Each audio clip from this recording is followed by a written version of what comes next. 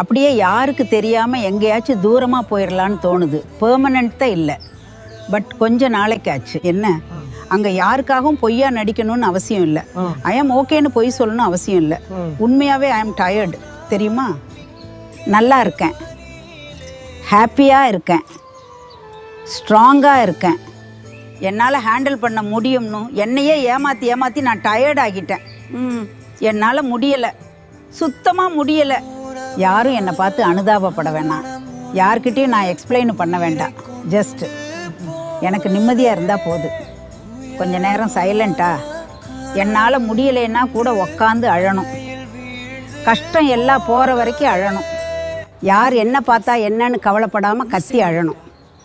நான் கிவ் அப்லாம் பண்ணலை, ஜஸ்ட்டு ரொம்ப நாள் ரொம்ப காலமாக ஐ ஆம் ஃபைன், என்னால் முடியும்னு என்னை நானே புஷ் பண்ணி என்னை நானே கொண்டுக்கிட்டு இருக்கேன். ஸோ எனக்கு பிரேக் வேணும்.